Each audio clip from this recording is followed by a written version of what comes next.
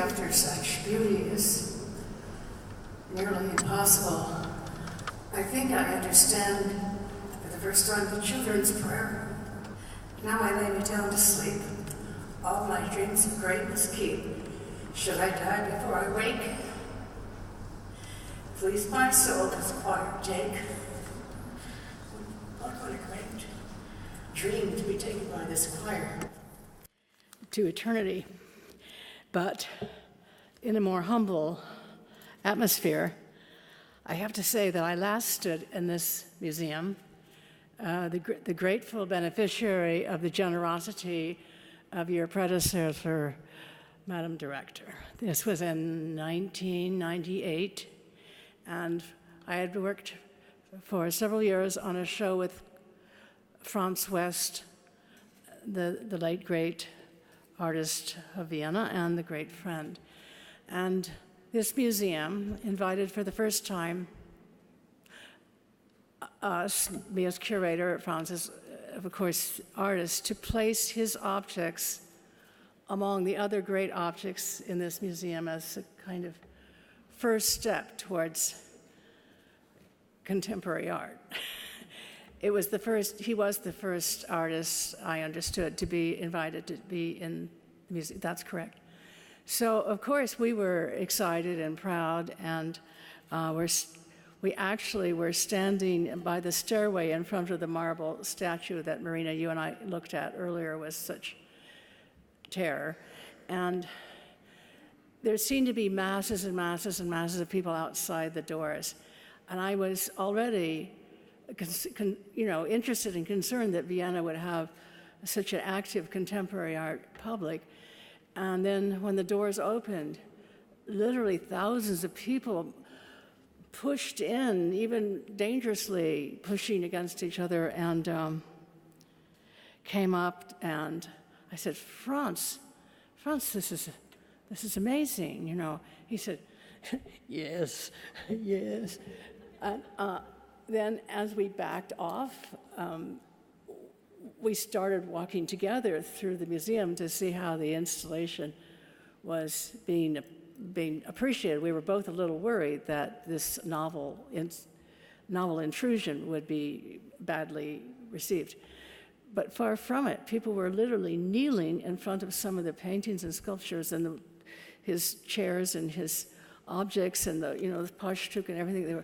Some of them were crying. And I thought, how far away in New York we are from the kind of passion which really understands contemporary art, how little we have of this that it really takes that a city like Vienna can give. But your predecessor came to me and said, it would be wise not to discuss your surprise and happiness anymore, because what's really happened is this is the first time that the barriers from the east have been taken down, and the buses have been waiting for it 2 and 3 days to be opened, and these people are in the museum for the first time, seeing the paintings and the art they've dreamed about and never seen for 50 years or only seen in books. So it's actually not your show that's causing this. And then he said, best not to tell Franz. Franz was so proud. He said, yes, finally, my city, Vienna. Marina, it is, of course, a great honor to speak to you in front of this museum, in front of this great city and its lovers of art. I think of you, of course, as an artist, but I think of you frequently as more an explorer. Exploring used to be a thing that people sort of did more conventionally. They would have these geographical limits to go to or various other things, and they would unmapped territories, and then they would come back and they would have objects that they would show, or drawings or paintings. And explorers were very valuable because they did things alone or with small groups that all of us couldn't undertake for one reason or another: cowardice, lack of money, all kinds of reasons you can't be an explorer. But Marina, you are an explorer, and you do undertake these visits and these explorations on behalf of us. And you, of course, are exploring the delicate areas of human interactions, particularly love, hate, sometimes physical actions, and of course in the many famous recordings of these in video. More and more, it seems to me that you've been undertaking interactions into other worlds that are not yet compromised by corporate existence. I don't mean corporate existence, I mean corporeal existence, excuse me. You've always dealt with superstition, but it seems like you're taking it further now. You're saying, do you think that this superstition will help? Will it cure you? Will it save you? Will you be safe? You're starting, as usual, between a kind of quasi-situation of hypnosis of yourself and hypnosis of large groups of people, which becomes a little worrisome that your skill is so great. Like many artists, you are exploring the options that are only really open to great artists of immortality. The possibility of what you do living on afterwards, not as we curators have the hope of being a footnote, maybe, if we're very lucky. But if your explorations do bring you into a new arena of immortality, perhaps you'll include me with you. And I could also see what you see and go where you go later on after my earthly time is over. These experiments that are now going more and more into the arenas of science, and I now learn tonight in strange kinds of films, I look forward to seeing, hearing, feeling, experiencing your art as usual, which will bring me further and further. Marina, you're not a person who does things lightly. There's a great, another American artist whose title for one of her pieces was Up to and Exceeding Her Limits. Well, you don't have any limits. You don't recognize limits. You'd never name a piece that, Up to and Exceeding My Limits. You are indeed the queen of excess. So I've written you a queen of excess poem. Queen of excess, queen of night, queen of royal beauty and might, queen of laughter, queen of sad, queen of visions of the truly mad. To you, Marina.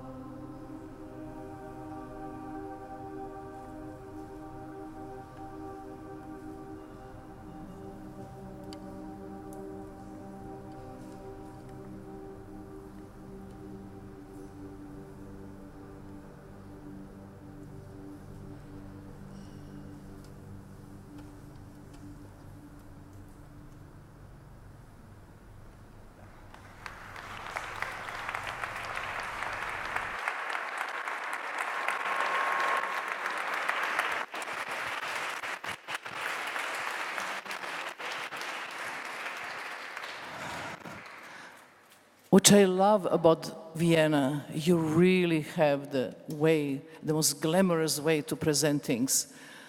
I mean, what the building and what the canova behind me. And just earlier, they said that my art is not made in marble. And there I am standing with the biggest canova sculpture behind me. And it's a sculpture of the power and courage, and it's actually killing this centaur.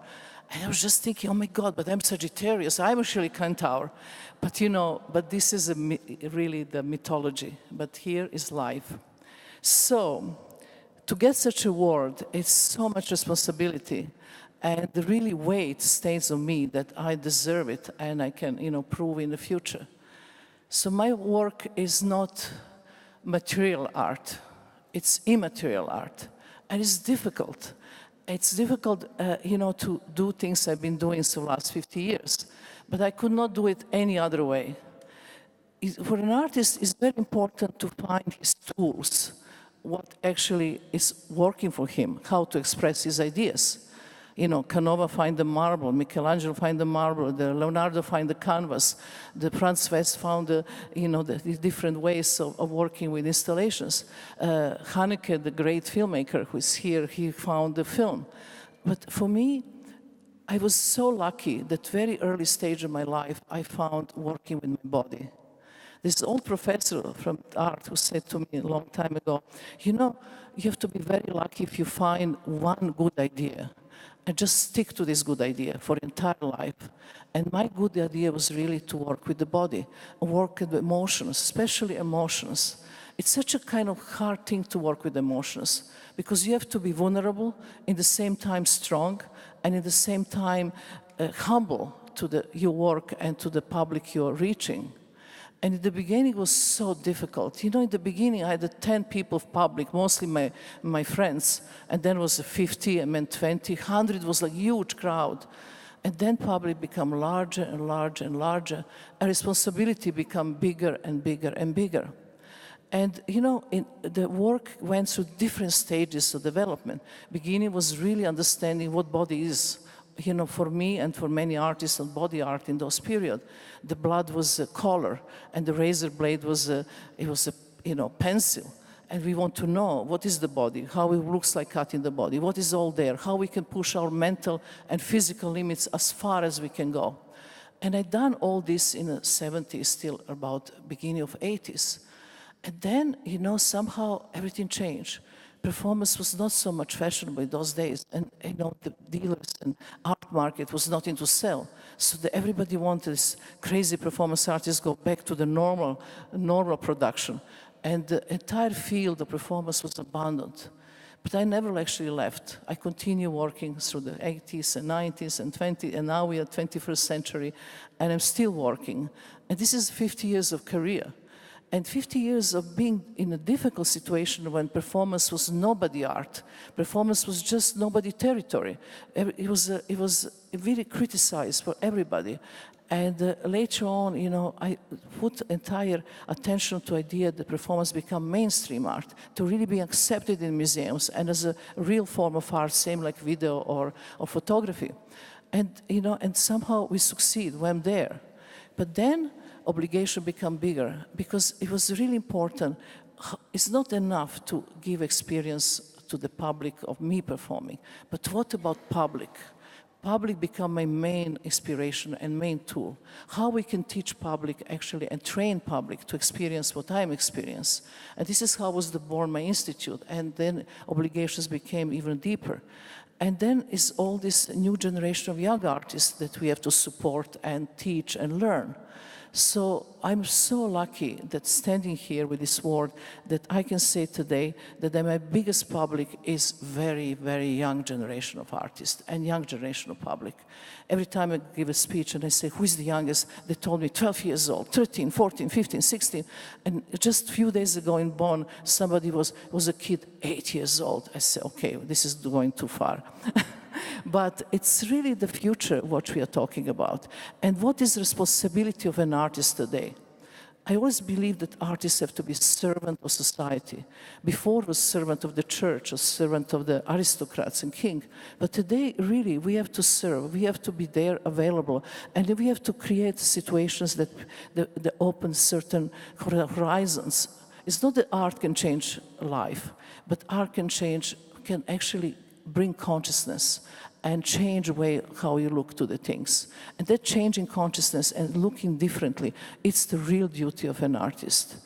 And in a way how we can do this, by giving our own personal example. Only when you change yourself, you can change others. Nothing else is possible. Thank you for this award, it means very much to me, and I hope that in the future I will continue my work without disappointing anybody. Thank you.